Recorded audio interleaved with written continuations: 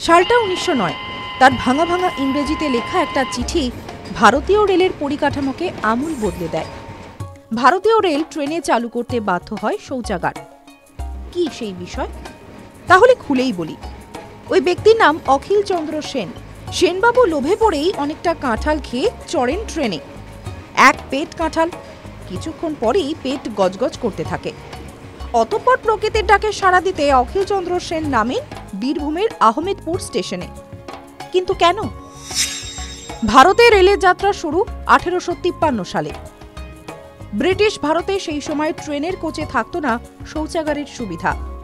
প্রকৃতির ডাকে সাড়া দিতে স্টেশনের শৌচাগারই যাত্রীদের ভরসা ছিল।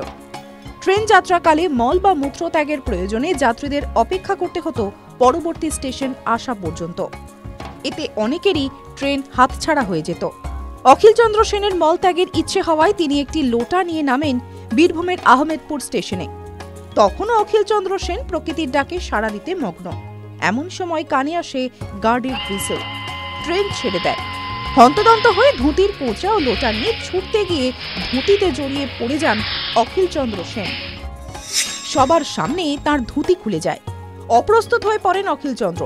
অপ্রস্তুত হয়ে এই অপমানের বদলা নিতেই রেলের কর্তাদের তিনি করেন এক পত্রাঘাত। এই দেখুন সেই চিঠি। প্রচুর ভুলে ভরা হলেও ভারতীয় রেলের ইতিহাসে বিশাল ঐতিহাসিক গুরুত্ব এই চিঠির। অখিল চন্দ্র সেন বলেন, ট্রেনটা কি আর 5 মিনিট দাঁড় করানো যেত না? গার্ডের বড় অঙ্কের জরিমানার দাবিও করেন তিনি। হুমকি দেন, সঠিক ব্যবস্থা না নিলে সংবাদপত্রে ছাপিয়ে দেবেন এই খবর। হুমকিতে টনক নড়ে রেলের। তারপরেই ভারতীয় রেলে চালু হয় শৌচাগার।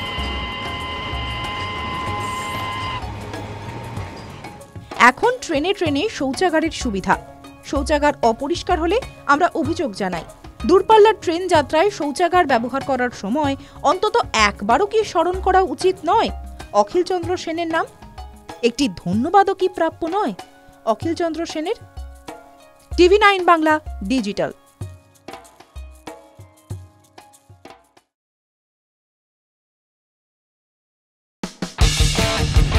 কোনো পুরনো খবর নয়, সকাল থেকেই পুরো দিনের আভাস। লোকাল থেকে গ্লোবাল, ঘটনাস্থল থেকেই রিপোর্টারের মুখে শুনে নিন আসল ঘটনা। দিন শুরু করুন TV9 বাংলার সঙ্গে। সকালে প্রথম ব্রেকিং অ্যাট 7, সকাল 7টায়, সকাল 8টায় দেখুন 8 reporter 8 exclusive. News express at 9 দেখুন সকাল 9টায়। 10 খবর 10 রিপোর্টার অন দ্য স্পট সকাল 10টায়। লোকাল টু গ্লোবাল অ্যাট 11 দেখুন সকাল 11টায়। দেখুন morning super prime time TV9 বাংলায়। TV9 বাংলা না দেখলেই নয়।